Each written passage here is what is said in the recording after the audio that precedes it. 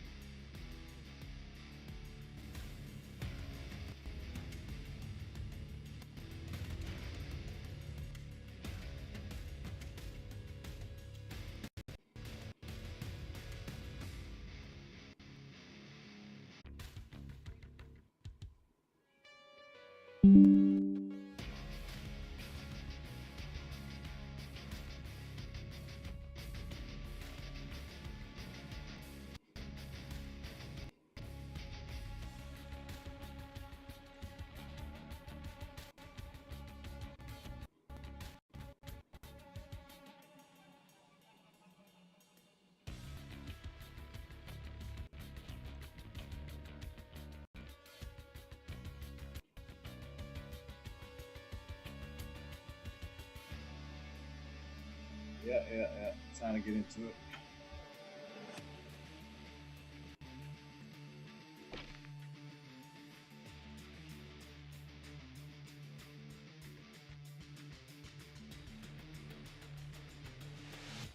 Yeah.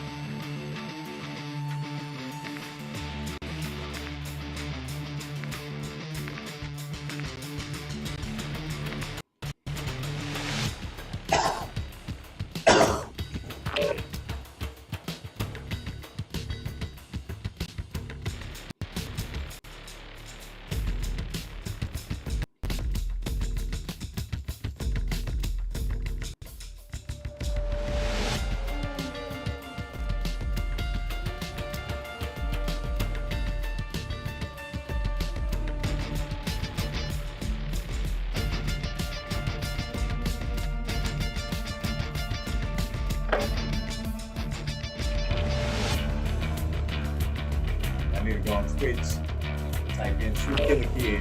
Check this out.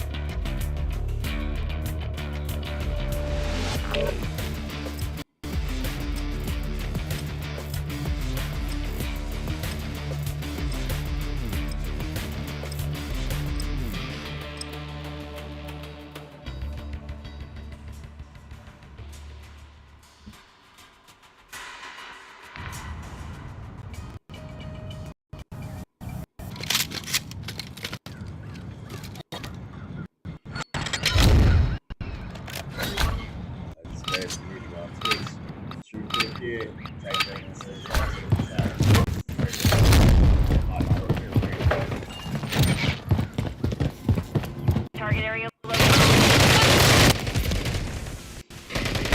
Hardpoint. Secure the target area.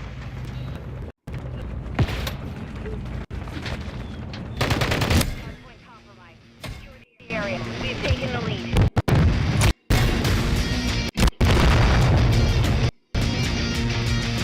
He's inside the perimeter. The Air Force Office of Special Investigations. In 1974, Ramstein Air Base in West Germany was home to the United States Air Force European headquarters. The base also contained Detachment 1, 512 Tactical Fighter Squadron. The Tactical Fighter Squadron contained F-4 aircraft that protected the base and protected the surrounding areas from enemy attack. To protect the base from an air attack, the 4th Platoon Bravo Company was deployed to Mountain Pass missile system that could knock down anything that was higher. At 22:30 hours on May 23rd, 1974, the ADAC warned the Army Air Defense Unit that an object was tracked on radar flying towards Ramstein Air Base. The object was designated Bogey 1. The Army unit was informed Bogey 1 was flying at 6,000 feet and did not identify it. The Army unit immediately went into Red Option 1, which meant all air defense systems were activated. After all attempts to identify the Bogey failed, the commander authorized the Army unit to shoot down Bogey 1. Both chaparral and Vulcan systems locked onto Bogey 1. However, at 22:47 hours, a few minutes later, Bogey 1 disappeared from radar. Now this bogey left the radar screen and might have landed just north of Ramstein Air Base. So immediately ADAC notified the Ramstein Air Base command post that this craft left the radar and might have landed. So security forces at Ramstein was notified to search the area for Bogey 1. Now the security force would have been Air Force security, police personnel, combat training with heavy weapons and heavy vehicles going out there and trying to locate where this is. Now this is over an hour later. ADAC advised the Army Defense Command that Bogey 1 was flying directly at their location 16 miles away at 29. Now, what happened between that almost 2-hour period of time?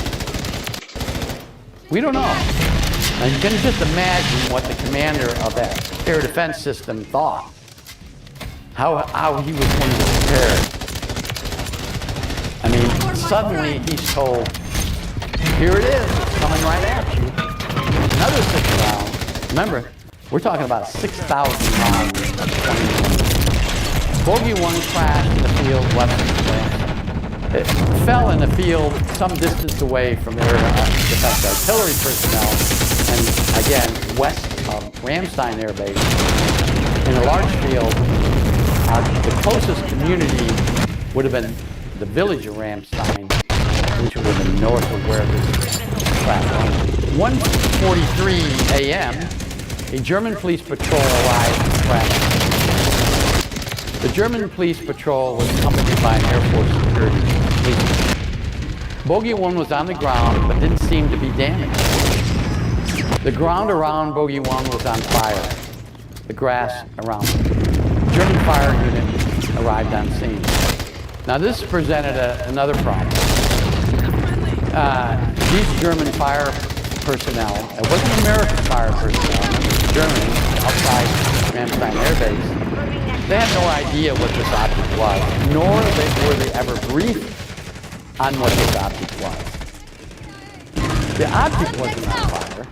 The ground around it was on fire. So somehow the crash of this UFO ignited the surrounding grass. Ground assault units of the 32nd arrived on scene. The artillery, the air defense artillery unit also had an attack force. The area around Bogey 1, the Army Assault Team commander described Bogey 1 as being elliptical in shape, 20 feet diameter. There were no windows or doors. Bogey 1 did not contain any emblems or other markings. There was a bluish light emitted from the bottom of the craft. Now, if you were the commander, what are we supposed to do? How do we treat it? Now, this bluish light being emitted from under the aircraft scared a lot of people. Not just that commander of that assault team, but also the fire personnel. They didn't know if this thing was harmful. Was it emitting radiation? Was there some sort of a ray gun? They were scared. Fearing the craft could be a nuclear weapon, and again, we don't know what this thing is. Did the Soviet Union just send in a nuclear bomb in a form of a giant saucer? Those thoughts were going through a lot of people's minds. From the ground commander on scene, to the ADAX commander, the commander of the U.S. Air Force in Europe, at the command post at Ramstein, to the commander of SHAPE. SHAPE is Belgium. It's the controlling mechanism for all of the military forces, U.S. military forces, and NATO forces in Europe. He's a four-star general. He's being briefed. What do we do? How do we handle it? Well, once the ground commander notified him that it could just be a weapon, the withdrawing distance was increased. The perimeter around. They immediately then notified the explosive ordnance disposal personnel, or the EOD personnel, the bomb team. About 3 hours later, the explosive ordnance disposal team specialist, Nisal Army Depot, adjacent arrived. They set up equipment around the UFO. They didn't detect, EOD personnel didn't detect any radiation being emitted from the craft. Now, this blue light was still appearing on the bottom of the craft, and they couldn't determine what that blue light was. Finally, the commander of U.S. Air Force Europe authorized EOD Army combat units to try to enter the craft. So a assault team made of U.S. Army infantry personnel, and I'm going to say this, and I'm try to explain that later, specially trained to handle infantry. Now,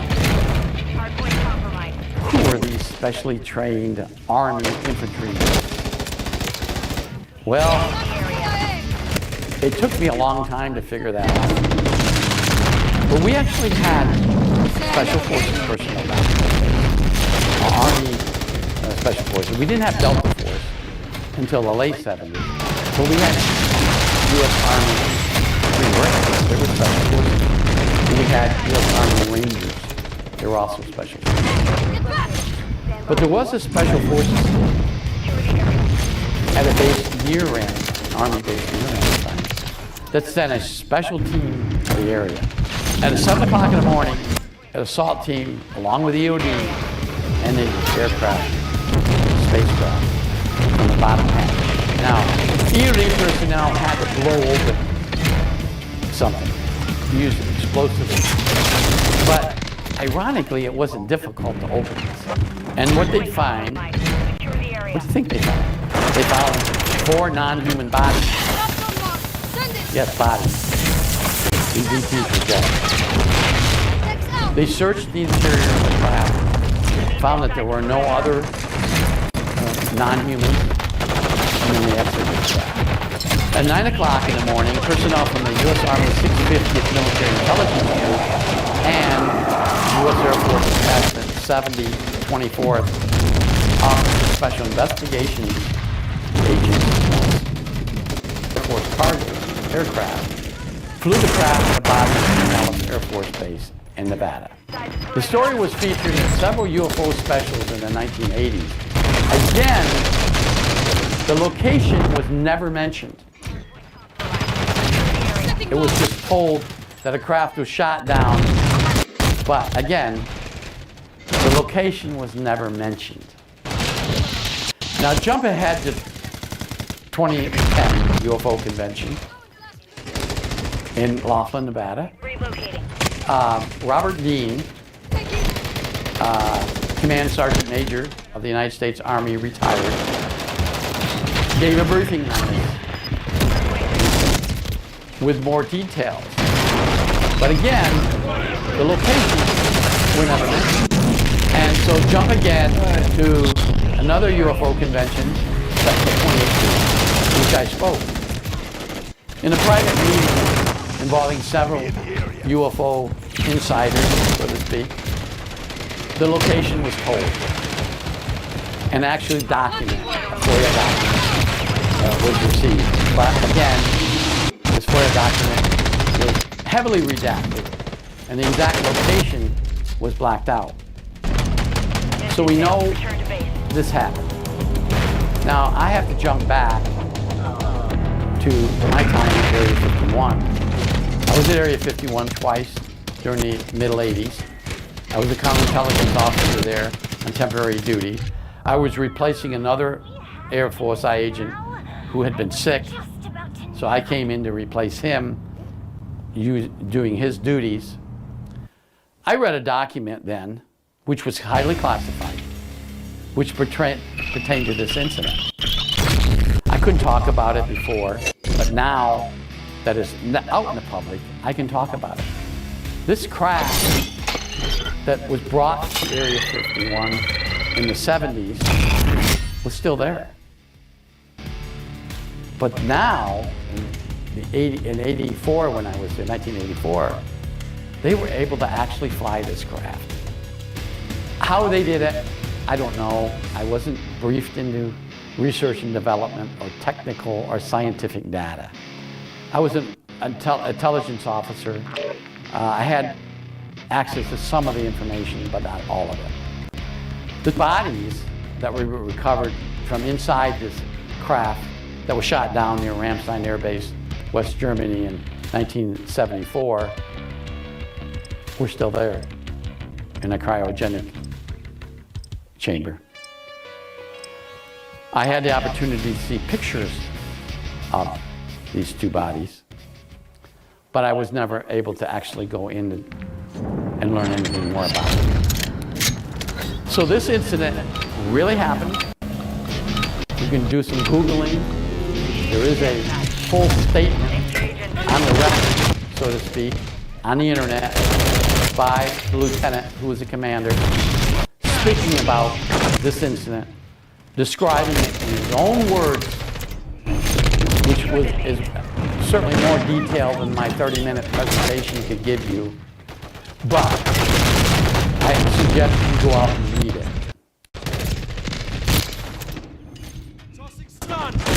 Today's presentation is about an incident that happened at the Ford Air Force, which is located near Tacoma, Washington. This incident happened in 1972. One of my supervisors, who I worked with at Area 51, was the investigator. I'm going to talk about a tactical air navigation system, or TAN. All U.S. Air Force bases maintain TAN. On October 14, 1972, 2 Air Force TACAN technicians drove to the TACAN facility for routine maintenance. The facility was a dirt road, well maintained by the U.S. Air Force road crews. Upon arrival at the TAC entrance, both technicians opened the gate leading to the TAC. While inside, both technicians heard a strange sound coming from the outside. One of the technicians went outside to determine the noise that they were hearing. He saw a large flying saucer. When I talk about these incidents, their witnesses, not something that is official. The technician reports and later described what he saw as a large flying saucer hovering just above the TAC end. The technician yelled for his partner to come out and look up. The second technician exited the TAC end building, went outside, looked up, and saw the same thing, which he described as a very large flying saucer. Both technicians observed the saucer-shaped craft land directly in front of the building. Now, directly in front of the building is a clearing. Although this is in a forested area, there's a large clearing inside the fenced area which would have been to the east, or to the west of the TAC end.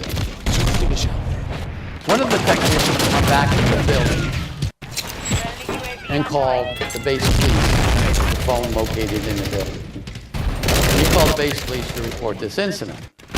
Now, you have to stop and think about this. He picks up a phone, he dials a certain number, 911 back then. On the base, it was 555. 555 got you emergency dispatch. An emergency dispatch contains the base police, fire dispatch.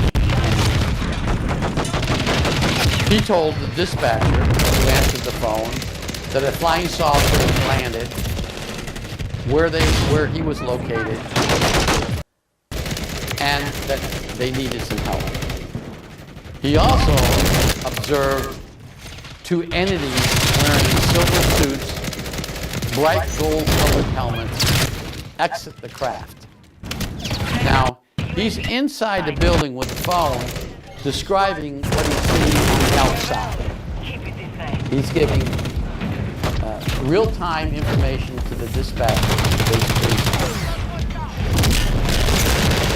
Now, obviously, this technician on the phone and the other technician that was standing near the phone were startled by what they were seeing. They were seeing a UFO land, a flying saucer, and two entities, as they call them, exit the craft. And they walked towards the technician. As the one technician was describing in real time what was happening, he's startled. He said, "I'm startled. Hold on a minute." And then he came back just a few seconds later and said, "They're walking into the building." Now, these two technicians are close together at the entrance to this building, and there's a regular door leading from the outside into the TAC end building. These two entities walked past the two technicians into the building. Now, the strange part about this is that the technicians, although one of them was on the phone and the other one was standing in close proximity to his partner, they feared that they would be harmed if they moved. So they never moved. But somehow, these two entities got through them. They walked through them. They got through them in some way. That's how the two technicians described it. They walked by us. There wasn't enough room for anybody to walk past them. It's a regular door. And both technicians were in the doorway. how did these two entities get by them? That puzzled a lot of people. We're going to talk a little bit about the explanation of this. The entities walked into the building. One of the technicians turned around and watched them. Now the building was about 12 foot by 16 foot. It wasn't a big building. And it also contained racks of electronics that was in there. Plus, the radio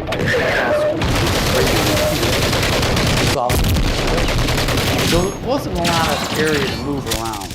The only thing other than that in this building was a small desk with a chair that the technicians could record in their log of what they did. One of the technicians watched these two entities move around the building, looking at the equipment, not damaging it, just kind of walking by and viewing it. And then the two entities exited the building and walked to the rear of the building. They came out and walked around to the back of the building. The two technicians moved to the building and locked the door. They realized their safest place was inside the building. They could lock it from the inside, and they had a telephone, and they had limited supplies to survive. They didn't know how long they would be in there, but they figured they were safe inside the building. It took about 17 minutes for the U.S. Air Force security police to arrive on scene. Now there's another confrontation. The two U.S. Air Force security police personnel, armed, exited their patrol vehicle and confronted the saucer. It was parked right there. Although the two FCs did not have any contact with the technicians at this point, the technicians were locked inside the building, they did examine the saucer. Again, the two entities weren't around. The two policemen couldn't see any entities. They just saw this ramp that's down, and this big saucer sitting on some tripods. So the security police personnel thought they would examine that and see maybe these entities were inside. Interviewing them later, one of the senior security behind the building. At this time, the second U.S. Air Force security patrol arrived. This time, there was a security policeman with his working dog, or a patrol dog. The patrol dog immediately ran to the rear of the building, ran away from his handler to the rear of the building, and began to bark. The dog handler ran behind the building after the dog. The patrol dog and the handler confronted the two entities. They were standing behind this building. Verbal commands were given by the security police, but the commands were not obeyed. It appeared that these two entities didn't understand anything in English, and they didn't respond to the other language. They were in front of the security policeman and the dog handler with his dog, but he didn't understand what the security policeman's commands were. The entities continued to move towards the saucer. The patrol dog then attacked, tearing the sleeve of the entity's uniform, or outfit. Unbeknownst to the SP, another entity exited the crash. Now, no one knew that there was another one inside the crash. The two SPs that initially responded to the scene did walk up the ramp and look in, but thought maybe this was some kind of experimental Air Force craft and decided to not go any further. As the entity was attacked, he pointed something at the dog, which caused the dog to immediately run away. Not harming the dog, not shooting the dog with any kind of explosive device or bullet, but it scared the dog. Both entities carried the injured entity back to the craft. So the one that got out of the craft came back to where the other two were, The attack on the one end seemed to injure him, and he was on the ground. But the other two entities picked him up and carried him back to the ground. One of the SPs pulled out his .38 caliber revolver, fired several rounds. I don't know if that was such a good idea, but placing yourself where one of the entities was carrying. So one fired his gun at the one entity. The bullet seemed to stun the entities who then fell to the ground. Now we have two injured entities. Additional SPs and two U.S. Army military policemen from nearby Fort Lewis arrived. They just happened to be in a patrol area, and they and they arrived. Eventually, the entities were able to pull their injured comrades back into the craft. But the craft did not immediately fly away. It remained on the ground. It was surmised that the Indians were trying to maybe provide first aid to their injured comrades. The U.S. Air Force Security Police supervisor arrived on scene, ordered the guards to disable the craft in some way. Okay. Yeah, they're actually now, trying now. No one knew where this craft came from. No one knew exactly what this craft was made of. Two entities that appeared non-human. So how were they going to disable this craft? They tried a number of things by shooting an M16 rifle into the bottom section. Now remember, the bottom portion of the craft was still open. They even tried to fire rounds into that area. Eventually, a beam of light was directed out of the side of the craft, striking one of the Army entities. He fell to the ground. The other entity quickly moved away from the craft. Now we got to They pulled him away. When they pulled him away, the others retreated safe distance. The craft then flew away. Two F-106 fighter jets from the 38th Fighter Interceptor Squadron flew an intercept mission towards the craft. However, this UFO, or flying saucer, was able to outfly the two F-106 jets. Eventually, they immediately started an investigation. They started to collect evidence. The injured military policeman was transported by ambulance to Madigan Army Hospital, which was just a short distance away. He was examined and found some burns on his left arm and left side, near the lower part of his rib cage. Doctors examined these wounds, but couldn't determine how they were formed. What happened? What ray shot, as they mentioned, one of the doctors mentioned to OS agents, or what kind of maybe laser was pointed at this particular MP that disabled him. Speaking with this MP later, he said he was disabled. His whole body felt numb and he fell to the ground. He couldn't move. But it was only short-lived. He said after a few minutes he was able to get back up again. But then he noticed that his uniform was burned. And then he noticed that his skin was burning, both on his left arm and just under his rib cage. The military working dog that was stunned was also examined by veterinarians, military veterinarians, who found these same style burn marks on the dog in two different places. What caused that? We never found out. What happened to this craft after it left? It flew west with the F-106s. At the time, in 1972, these F-106s were advanced fighter jets.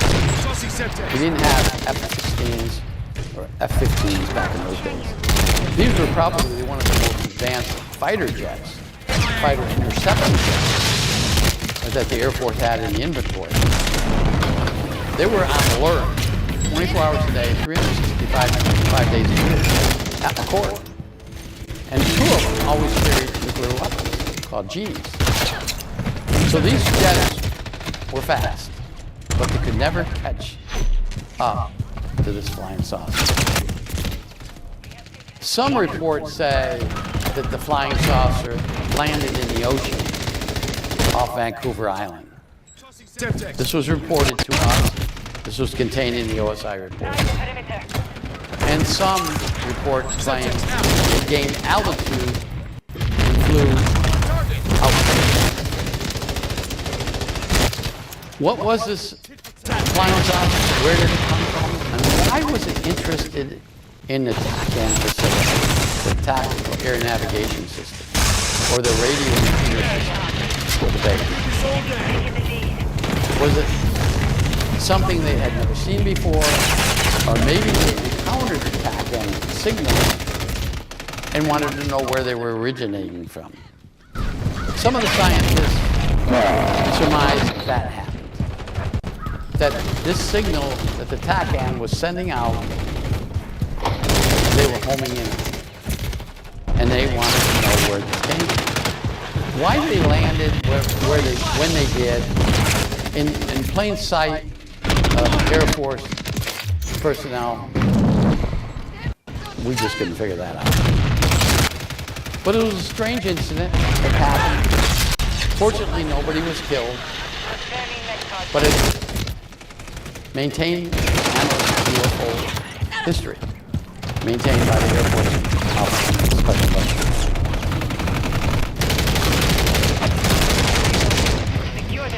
On January 22nd, 1985, U.S. intelligence learned of an incident involving the Soviet military as somebody that we sent in to do the work for us. Well, we call them within the intelligence community the agents. The agent isn't the case officer that sends them in. The agent is somebody, probably normally a citizen of that particular country, who's doing the work undercover. According to this agent, a UFO landed near an ICBM site, number 62, in the early morning hours of January 12, 1985. Now, notice those 2 dates. January 22nd is when we learned about it. But the incident happened January 12th, a 10-day span.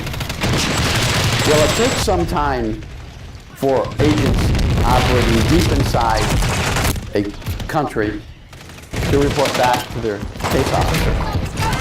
And this is a case of that. This agent reported a confrontation occurring between Soviet military units and the UFO occupants. The Soviet soldiers shot one of the occupants of the UFO after the occupant approached the soldier. After the shooting, several other occupants of the craft retrieved the injured occupant and returned to the craft. A beam of light directed against a Soviet military jeep destroyed the jeep, completely vaporizing the vehicle. The Soviet commander in the area ordered his troops to destroy the UFO. Several rounds from a 12.7 millimeter gun was directed at the craft. Now here we have a war or a battle occurring on Earth inside a communist country between a military force, earthbound military force, and an alien force.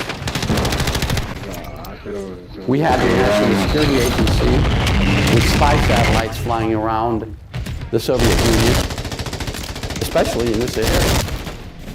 And those satellites didn't just pick up what was on the ground as a photographic intelligence. They were also picking up signal, SIGINT as we call it, signal intelligence, or ELINT, electronic intelligence. One of the 12.7 millimeter rounds struck the bottom of the craft. The craft glowed a bluish green color. At the time, 4 occupants of the craft exited and were taken into custody by Soviet military troops. The occupants were described as 1 meter in height, weigh about 25 kilograms, no hair, 4 fingers, no thumbs, narrow feet, wearing heavy boots. Enemies inside the perimeter. The occupants were wearing tight-fitting silvery suits. No weapons were observed on the occupants, which the Soviet military named Shoshashka, or creatures in English. That's the word for creatures in English in Russian. Now, I've done enough of these presentations, and I'm sure my viewers out there have listened to the description of ETs in the past. UAV on station. This particular description of ETs sounds just like the Greys, exactly like the Greys, with exception of the boots. But this might be just the interpretation of what these ETs are wearing by the Soviet military. The creatures were transported to Sashalakova, a military barracks near this location, and detained. Once at the barracks, Soviet doctors examined the 4 creatures, including the injured one. The doctors and the other creatures operate with the creatures. A number of different languages were used to try to communicate with. Russian, English, French, German, and even Chinese. However, the creatures could not understand any of these languages. Sign language and other attempts to communicate failed. The occupants sat without making a sound. Now, you can imagine what these creatures were thinking. Maybe we can't because we don't know how they think. But we as humans would be pretty scared. We're in a hostile environment. We're being interrogated by strange-looking creatures themselves. We, humans, who were wearing guns or weapons. The creature's craft was secured by Soviet military personnel. The craft was described as being 15.5 meters in diameter, 5 meters high. The craft was dark gray colored with no noticeable engine. And it did not have any markings at all. No markings whatsoever on the craft. It did have lights that would come on and off at various locations on the craft, but there wasn't any other markings. U.S. intelligence analyzed the report given by this agent. The agent was a reliable source U.S. intelligence had used for 22 years. So this spy, as I can call him, had been working for United States intelligence for 22 years. So he was a reliable asset to us. We knew the agent was there. He was part of the Soviet military team. Although he wasn't actually at the scene, he was in a supervisory position. He was located some distance away from this. But he was receiving all the communications that was occurring before. That information wasn't available to the agents, our assets on the ground at the time, or our team of case officers. That information came later. Ironically, U.S. intelligence did obtain 22 of the 100 photographs taken at the scene. Now, we also were able to direct additional assets into this operation. Not necessarily assets to the scene, but assets within the Soviet Union who could verify some of the information through other sources. In 2006, Mikhail Mumbrovich came forward to relay additional information on the incident. He was a KGB agent that investigated this incident at the scene. Now, years later, we have a KGB agent coming forth and saying, I was there. Oh, let me tell you about it. So Mikhail told us what happened. According to Mikhail, he was on duty in the area of this event. And this is his story. Oh my God. On the early morning hours of 11 January 1985, a UFO landed at Zermorov, the small village west of Cherachova, the Soviet police from Cayuta was dispatched to the scene. The UFO was on the ground for 1 hour. The UFO took off after the police arrived. The UFO flew southwest to the missile site where the confrontation occurred.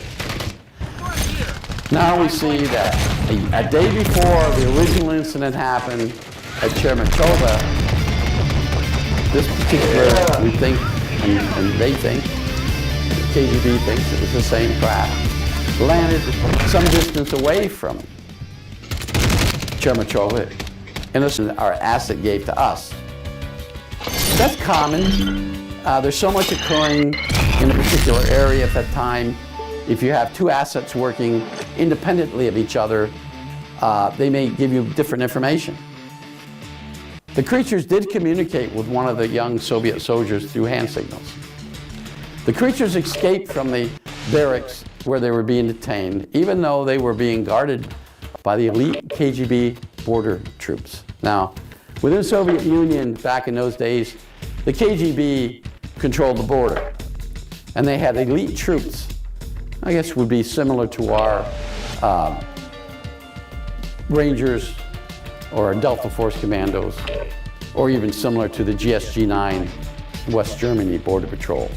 The creatures escaped.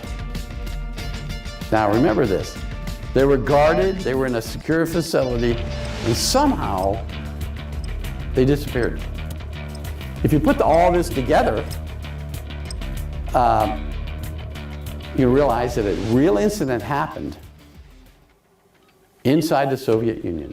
Maybe this was their Roswell. Actually, this would have been more than just a Roswell incident. This is an actual battle that occurred on the ground inside the Soviet Union between the Soviet military and extraterrestrials. What happened to these extraterrestrials? How did they escape? Or did they just disappear?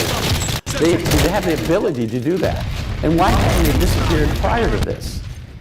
All these questions we could think about, theorize, but we don't know the answer to. They're gone. But what the Soviets did have, and now the Russians have, is the craft. The craft is disappeared. The craft is still in hands of the Russian government, probably at Kapustin Yar or some other place being analyzed that. Now, in 1985, they had enough craft. It sounds to me like this craft is a lot bigger than the other two crafts they had. So now they have at least 3 crafts. Anyway, that concludes my presentation regarding the incident at Cherachova. I hope you enjoyed it. Until next time, I'm Richard Doty. From 1951 to 1978, the United States Air Force operated a series of radar sites throughout the United States, Canada, and Alaska. Benton Air Force Station was one of these defense zone radar sites, located on top of Red Rock Mountain in central Pennsylvania. On March 5, 1965, 2 Air Force technicians assigned to the 648 Radar Squadron was assigned to repair the radar antenna located near the northeast corner of the radar site. At Red Rock, the Air Force Station at Benton, there was a height finder radar system, which meant it found high-flying objects. They both drove to the antenna. The day was blustery, with high winds and frequent blowing snow. The technicians arrived at the radar antenna and opened the outer door to access the control system with the radar. Just as both technicians were about to enter the building, they observed an object hovering directly above the antenna. It was a disc-shaped object that was just a few hundred feet above their location. In the front of the site, or east of where they were at, west of where they were at, was a softball field. And just adjacent to the softball field was post told these 2 technicians, we don't have anything on the radar screen. They became concerned about that. When the sergeant exited the building, He couldn't find the airman.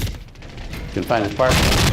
Looked around, couldn't find him. The sergeant observed a disc-shaped object on the ground, just adjacent to the radar building.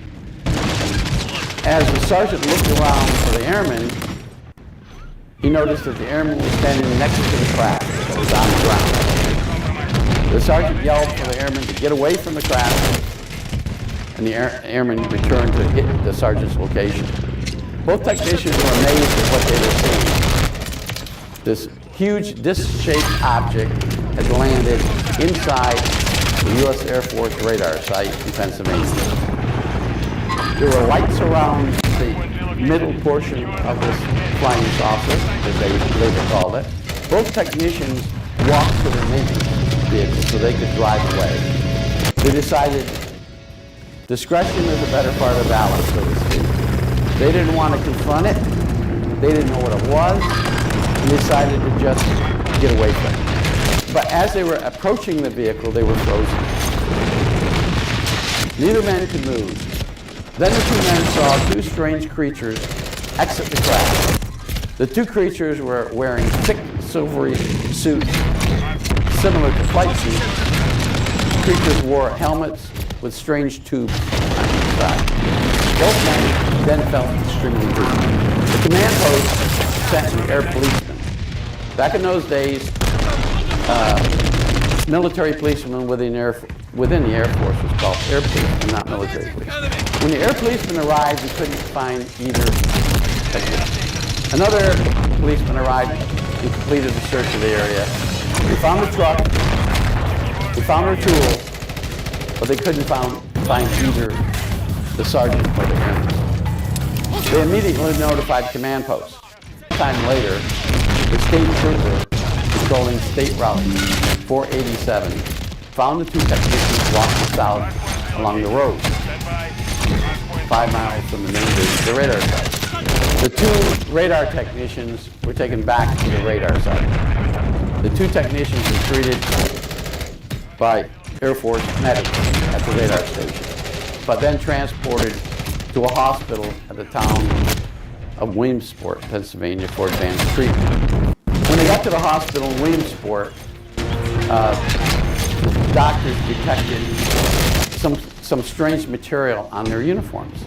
They were still wearing their Air Force uniforms, with their fatigue jacket, pants, shirt, and boots.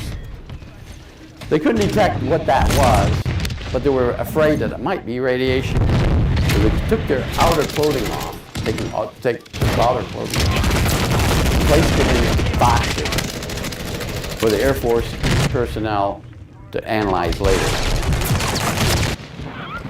The command post at Benton immediately notified higher authorities. Notified their command post at Stewart Air Force Base, and also notified the Operations Defense Air Sector at Griffith Air Force Base near Robinhood.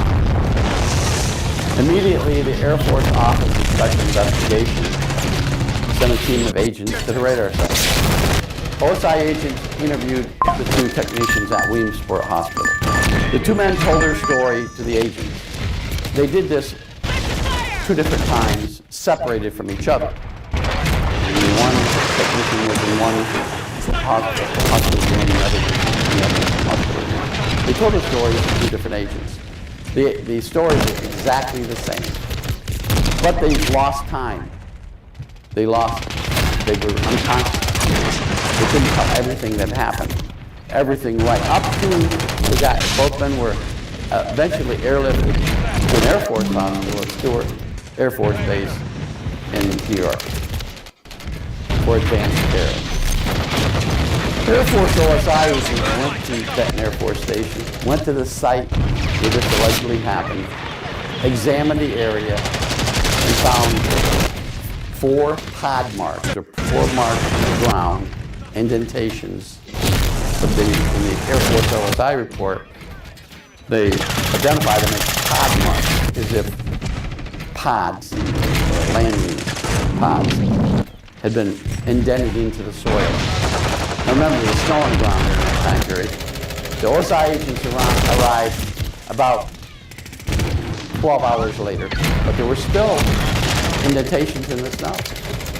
They analyzed those indentations, and there was some small amount, but there was some radiation detected.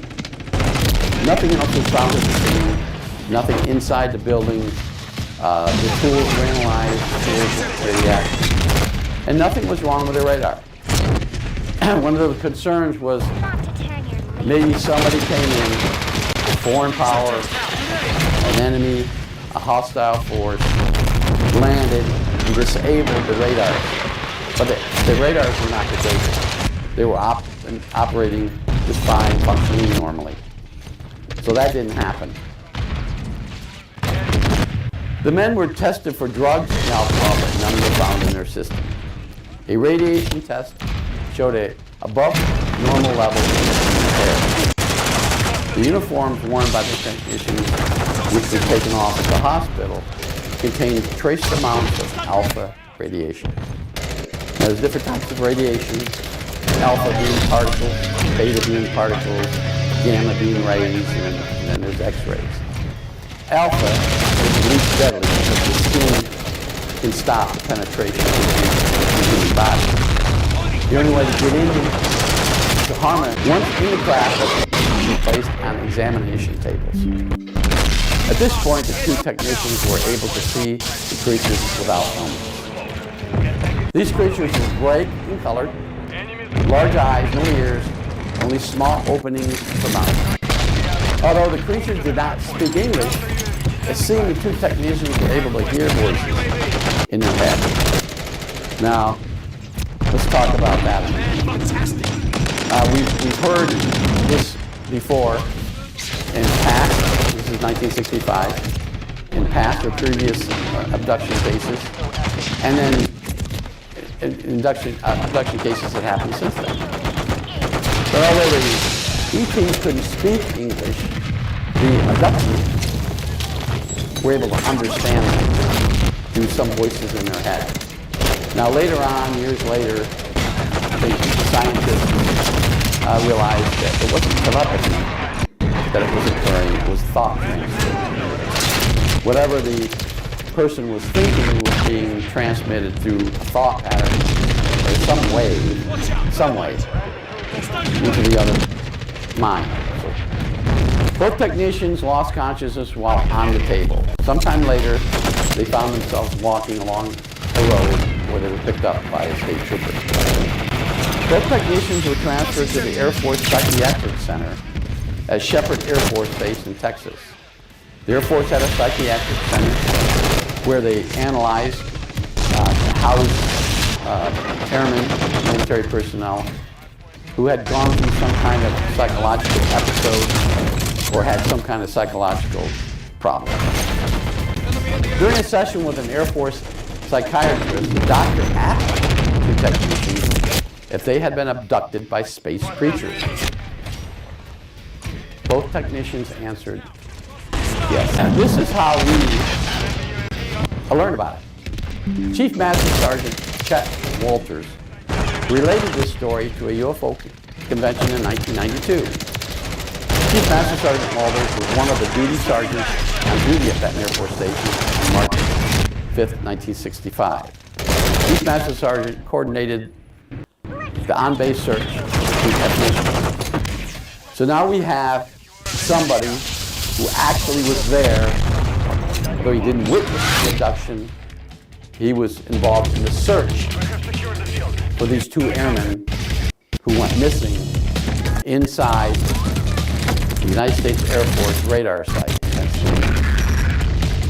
I had the opportunity to look at the OSI report. I read the entire report. Again, I had some redactions.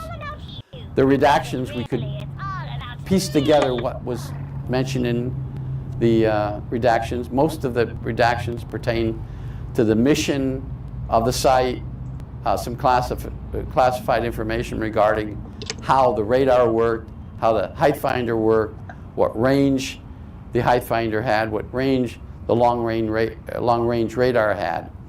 But it didn't have anything to do with ETs, just classified information regarding the site. The Air Force OSI report also contained details, specific details on forensic examination of the soil. Although the initial report that was made in 1965 didn't contain a full examination of the soil and the snow around where this incident happened, or full examination of the pod marks, this subsequent OSI report, which was dated in 1966, June of 1966, some 15 months after the incident, contained a detailed examination and analysis of the soil, the snow, and there was microscopic evidence of some unknown material on the ground and in the snow. When the snow was taken, it was placed by the forensics people from OSI, it was placed in cold containers. They wanted to maintain the snow at its original form. When they melted the snow, trace amounts of something. Well, even today, they can't determine what that material was. It's unknown to this planet. The molecular structures and other analysis couldn't determine whether it was something within our atmosphere or something that we have on our planet, Earth. It wasn't, they couldn't identify anything within the periodic chart, which contains all our elements. So they never found out what it was. They've done since some tests, as I was told, and this material might just be something that was a isotope of hydrogen. We know of 3 hydrogen isotopes: hydrogen, deuterium, and tritium. Tritium is radioactive. There's also could be a 5th. The 4th one is short active. They could develop it, but it goes away real quick. Pentagon, as we know now today, they found this isotope within hydrogen. It's probably what was found there at Benton, but they still haven't fully identified it. These 2 technicians are alive today. We eventually, at one UFO convention, invited both of them. One of them came, the other one didn't because of a sickness. But he refused to talk about what he went through. It was traumatic to him. He was afraid to discuss the issue. That particular airman, he was the airman, got out of the Air Force and then went back into the Air Force and made a career out of the Air Force, retiring as a senior sergeant within the Air Force. But he did tell us privately this story, and it was very shocking to him. That concludes my presentation on the incident at Red Rock. In 1959, a UFO landed at a remote, distant early warning radar site in northern Yukon Territory, Canada. The site was manned by U.S. Air Force and Canadian Forces technicians. The site was called Bar 2 and located at Shingle Point on the arch, and switched on a different radar screen, which confirmed the object was a controlled aircraft changing directions. The technician notified a supervisor, a U.S. Air Force captain. The captain contacted other radar sites along the dew line. Other radar sites confirmed the object was an aircraft. The captain notified the North American Air Defense Command at Ent Air Force Base, which was the newly formed command. NORAD was newly formed back in those days. 2 F-102 fighter planes were dispatched from Elmendorf Air Force Base in Alaska. You gotta understand that this is a remote location. There wasn't any other Air Force bases around there. So several hundred miles away in Alaska was the closest air defense base available to launch aircrafts. The object being tracked eventually landed just north of the radar site. Although the site was manned by military police, there were no fully armed troops within 500 miles of the radar site. The commander of the site, the U.S. Air Force major, was initially told that the object could be a Soviet transport plane. Now, this is 1959. The Cold War had already started. We knew the Soviet Union was the enemy. Now we see Yukon territory. An invasion. There's certainly a lot of scenarios that he thought about. The commander of the site sounded an alert and issued weapons to all 49 site personnel. The military police assigned to the site left and drove to investigate the object. The military policemen were armed with M2 carbines and .38 caliber revolvers. Upon arrival at the object's landing location, the MPs observed a saucer-shaped craft on the ground, and two humanoid creatures were outside the craft. They quickly notified through radio the command post, telling them that, hey, we don't have a Soviet transport with two humanoid-looking creatures on the outside of it. Now, I'm joking somewhat, but that's basically what they had. The creatures were described as 4 foot tall, thin-built, wearing tight-fitting jumpsuits, silver in color. Both creatures wore dark or gray helmets. The creatures didn't seem interested in the MPs. One of the creatures was carrying a long cylinder device. Fearing the device might be a weapon, the MPs retreated to their vehicle and notified the site by two-way radio. However, the radio didn't work. Shortly afterwards, two F-102 fighter jets arrived in the area. These two jets were launched from Elmendorf Air Force Base to intercept this craft in the air, but of course now it's on the ground. The two creatures got back inside the saucer-shaped craft and it flew away. Since the 102s were launched from Elmendorf Air Force Base, hundreds of miles away, they had limited fuel and limited flight range. And since the 102s couldn't catch up to the UFO, they had to break away and return to base for refueling. Aircrafts from Canadian Forces Base Comax on Vancouver Island were launched to intercept the object.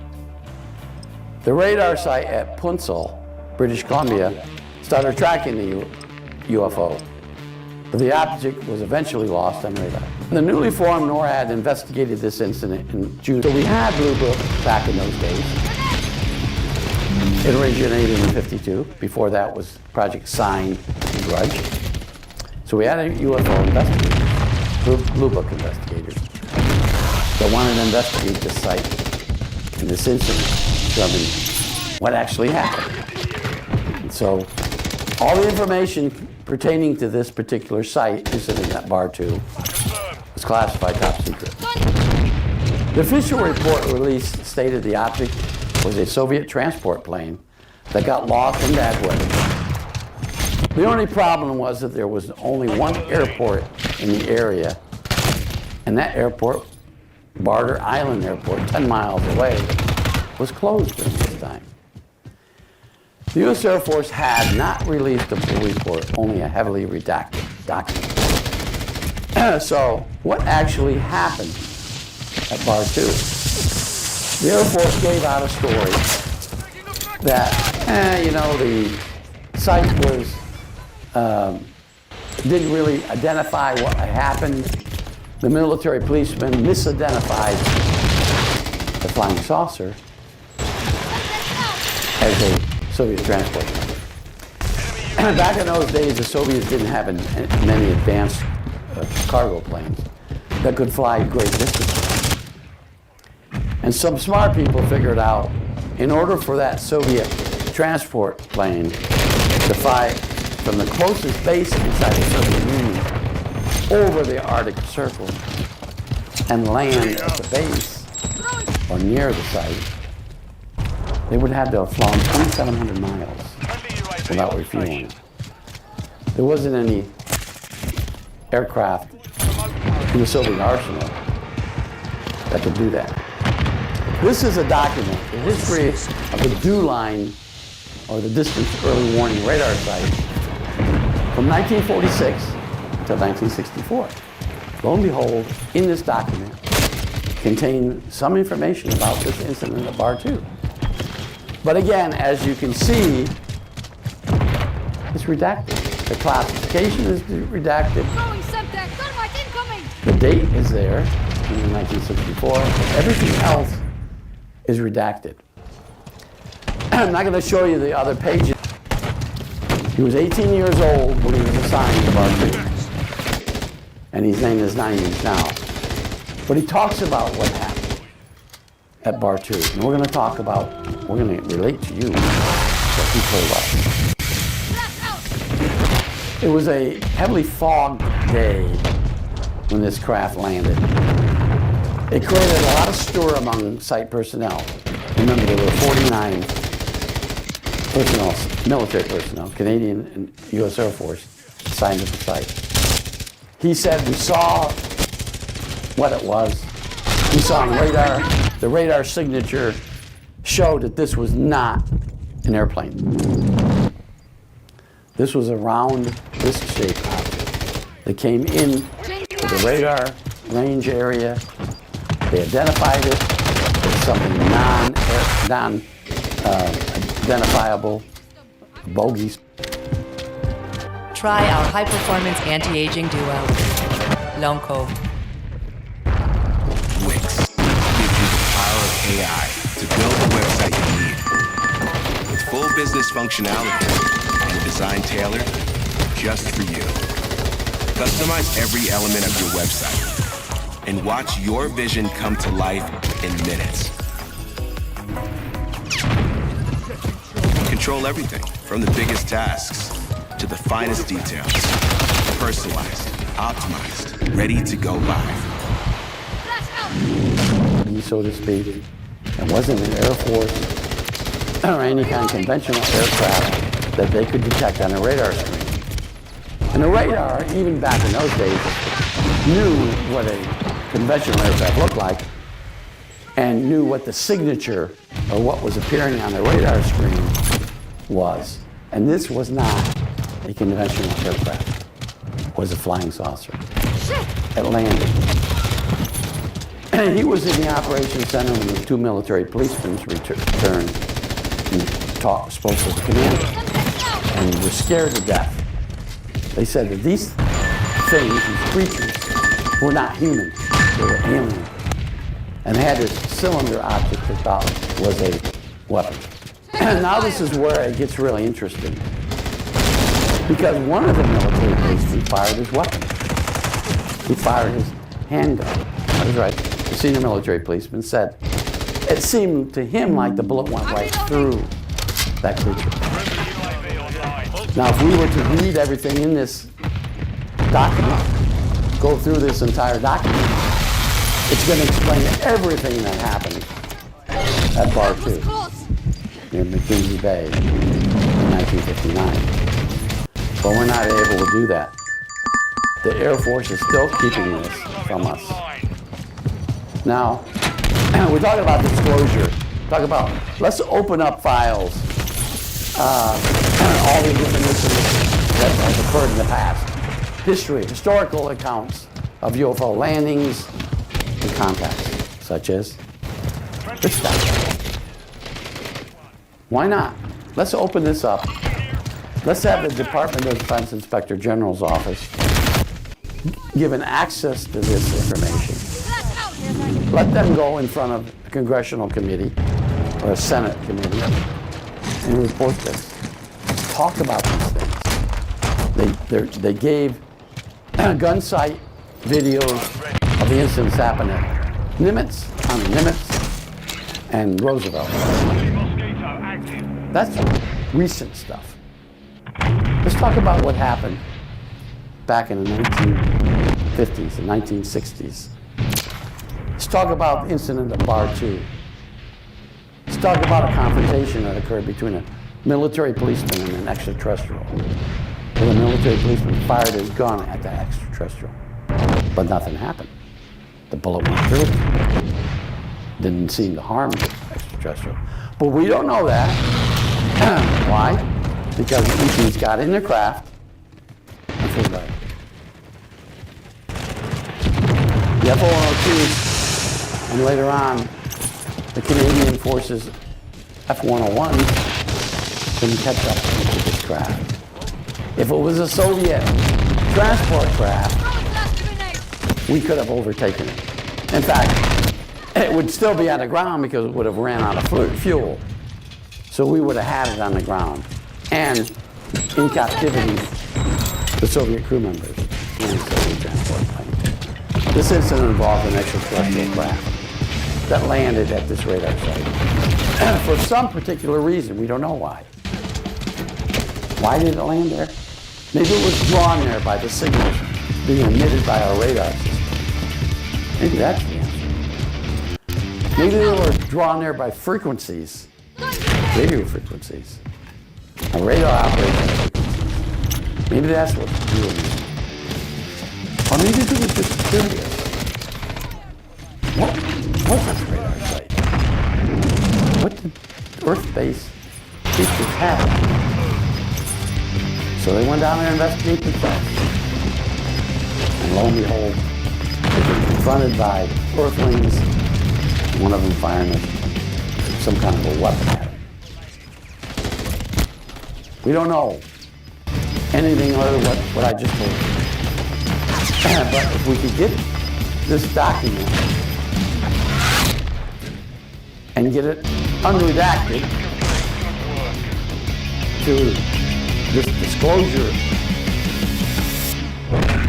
that we're supposed to have, we can learn more about what happened there and at other locations around the Earth.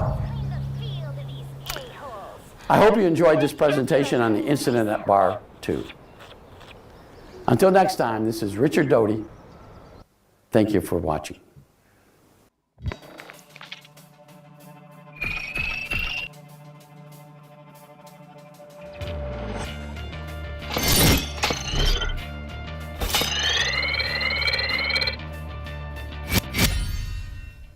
Or keys. Everything you need is on the disk, he said. His voice sounded dead too. Noguchi nodded. She sat next to him and watched carefully as he worked. Thanks, Conover. Scott, he said softly. It suddenly seemed very important that she knew his name, because he was going to die. Thanks, Scott. He felt a few more tears trickle down his face and onto his beard. It had been like that for the last 20 minutes. Knowing you were about to die was bad. Very bad.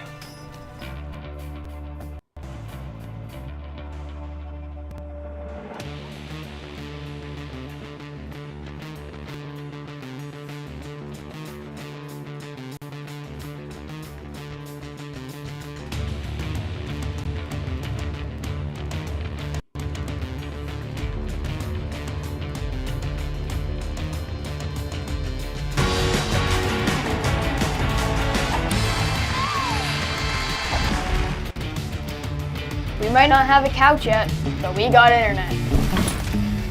Don't tell Mom. Smooth. OBS Studio is a popular software used for video streaming and recording, but users may encounter a frustrating error where OBS Studio fails to connect to the server.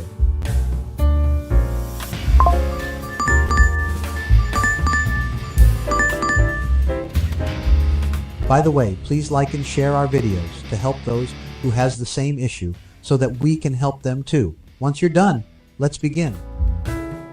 Solution 1. Check server settings.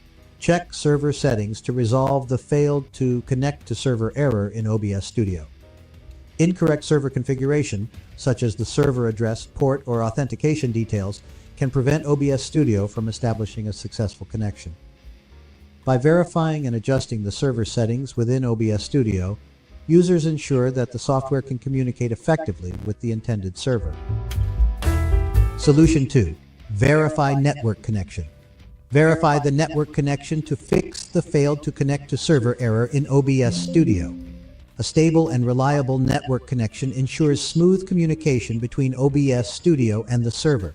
By checking network connectivity, resolving any issues such as intermittent connection or high latency, and switching to a wired Ethernet connection if necessary, you can eliminate network-related obstacles that may be causing the connection error. Solution 3. Configure firewall and antivirus settings. Configuring firewall and antivirus settings is crucial to fix the failed to connect to server error in OBS Studio. Firewalls and antivirus software often have strict security measures that can block OBS Studio's connection, mistaking it for a potential threat.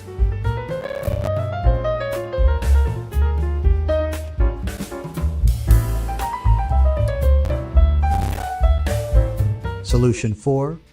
Check server status. Checking the server status is a crucial step in resolving the failed to connect to server error in OBS Studio.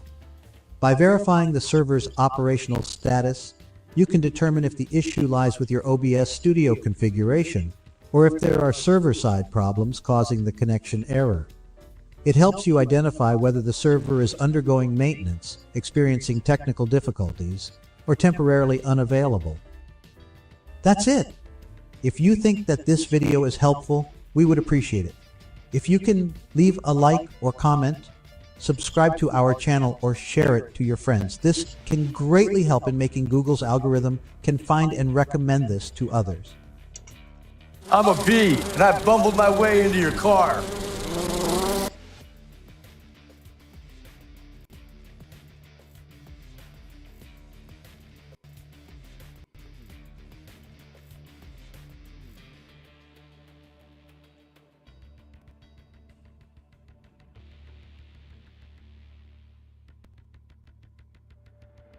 Okay, quick tutorial for using OBS for Kick through Restream. The issue I was having was it kept disconnecting and reconnecting, and this is how I ended up with all these videos on my Kick, because it kept connecting and reconnecting. See all these that are 8 seconds, 9 seconds. I could not figure it out. It's been like 2 weeks, I believe. And I have hundreds of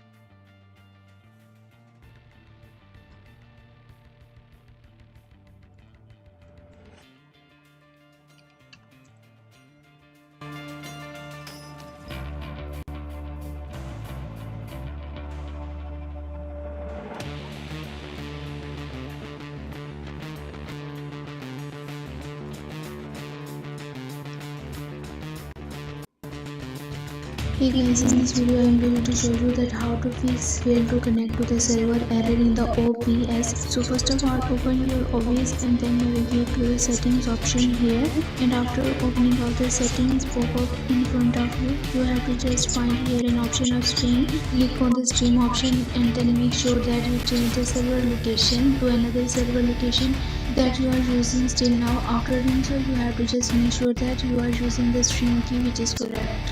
By doing so, your problem will be fixed in some cases. If it not works, then you have to just move to the next step. You have to just click on the output settings and now click on the output mode and make sure that you turn it to the advanced mode. After doing so, your problem will be fixed. But before doing all these methods, you have to just make sure that you are using a bitrate which your connection can handle easily. Like you have to just open a website which is named as fast speed test and then detect your internet connection speed there. After doing so, you have to make sure a stable internet connection. After doing so, you have to just move to the last and the final solution. You have to just click on the advanced settings.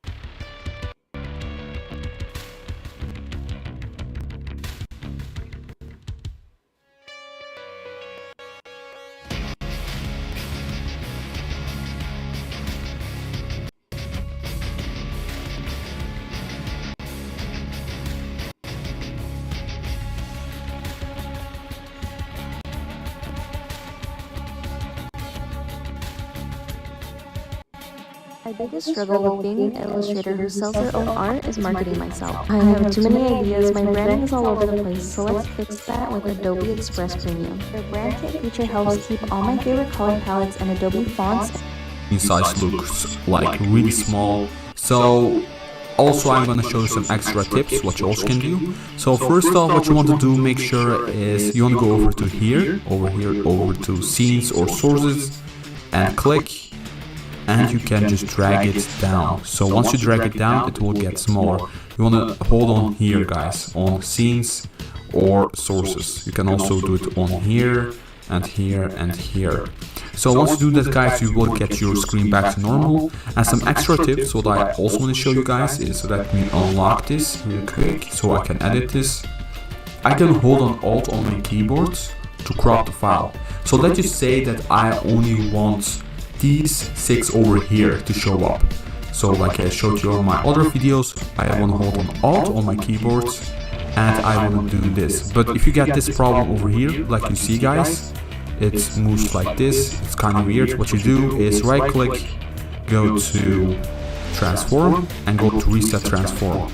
And now you can hold on Alt again, and like you see, you can just do it. So only for the people that have the problem, guys. So now what I can do is I can hold on Alt and I can only showcase this screen over here. So let me go over to my mouse, and like you see, it shows up. So what I also can do is I can make this a lot bigger, just select it without holding on anything, and you can make this bigger like this. And like you see, we have some black screen over here still. So what I can do is I can get this black screen also out. What I do is I hold on Shift to stretch the file like this. Really simple. And that looks perfect to me actually. So like you see, I have my mouse, and this is how you also can zoom in a little bit into your your OBS studios. So this is really simple to do. You can also right click and go to transform if you want to get it back to normal, and go to reset transform. Now it's reset to its original state. You can also go to, like, let's just say that our thing is a bit messed up, it's like really small. What we can do is you can right click and go to fit to screen. So once we go to fit to screen, where is it? Here. You cannot crop the file like this. If you press on Alt, it's gonna look like this. So if you have this problem, always go to right click and go over transform and reset your transform. So let's do Alt right now, and like you see, we have fixed this problem. So this was basically the video, guys, and thanks for watching. Please drop a like, also subscribe, and if you have further questions, ask them in the comments down below. And also you can follow me on Twitter and Instagram. I'll leave a link in the description down below. So take care, guys, and goodbye.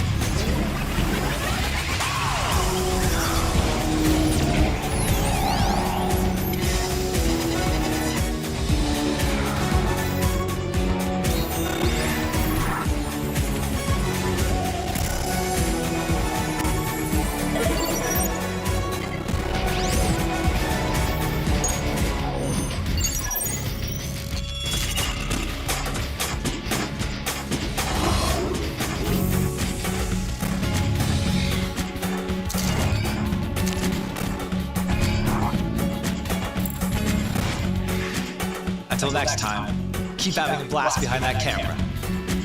Cut.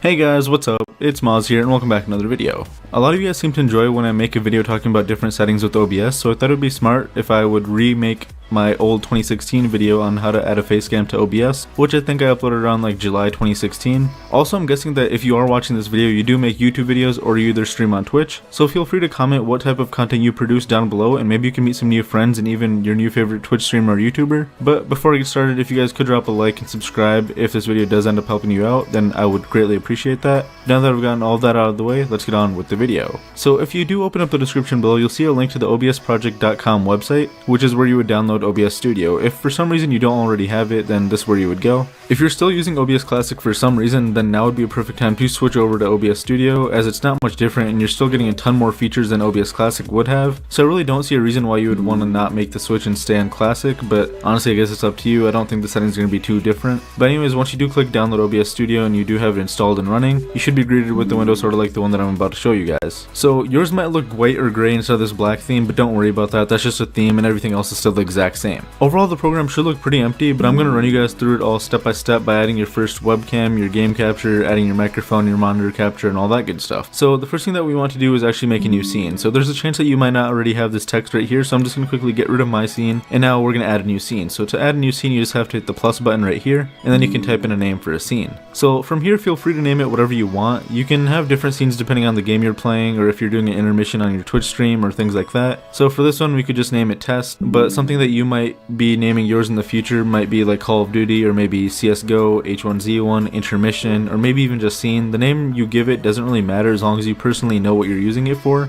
So once you do name it, just go ahead and click on OK, and you're done with that part. Now the next thing that you do want to do is add sources, and sources are essentially where the audio and video is coming from. So this can either be your like game capture, your microphone, whatever's happening like in game and stuff like that. So we want to do the same thing we did for Scene, but instead add a source. For video purposes, I'm just going to go ahead and do a display capture, as that's just going to show you guys what's on my screen as an example for the video. So right here, just click on right click, then go to add and go to display capture. From here, name it whatever you want again, but I'm fine with the default name. From here, you can click on OK. If you do have multiple monitors, then you'll actually be able to select which one you want to do by just clicking on the drop down menu right here, picking between monitor 0, which is essentially your main monitor, or display 1, which is your secondary monitor. If you have more, then you'll see more come up, but from there you can just click on OK, and you should be good to go with your first scene. If for some reason you don't see anything right away, like how I can see my preview right here, just go ahead and right click and make sure that you do have enable preview selected. So if in case yours looks like this, just right click and enable preview. Honestly, it shouldn't look like that if you're installing OBS for the first time ever, but if it's like that, then you should go ahead and enable the preview so you actually know what's going to be recorded and streamed. Also, another side note is that I know a lot of people who record their screen using the game capture instead of the display capture, so this one right here, they tend to report having an issue with the black screen in their recording. So if that's an issue for you, just go ahead and use display capture like I'm using right now, as it's not much different at all and you'll be fine in the end. So anyways, if I was to start a stream or recording right now, all my viewers would be able to see everything that's on my screen or like in my preview window right now. So as you guys can see, it's kind of like OBS Inception right now. If I move it, it moves inside of OBS and stuff like that. So since the purpose of this video is to add a face cam, let's just get back on topic. And what you want to do to add a face cam is right click in the sources box one more time, click on add, and then from there you want to go to video capture device. And from here you can name it whatever you want. So most people just tend to name it like webcam or game capture or something, so I'm just going to quickly name it webcam. So once you do click on OK, you're actually able to mess with the settings a bit. So as you can see, I click on OK and my webcam does turn on right away. And the reason that you guys can see my webcam right away is because that's the only thing that I have connected that's actually sending an output signal to my computer. So if you do go to the device tab, you guys probably are only going to see your webcam, but say you have like an Elgato game capture connected to your PC. And what this is just a hardware that you can record like your consoles with, like whether it's like a Wii or like a Xbox or a PlayStation. But right now mine's turned off, so if I was to click on that, it wouldn't work.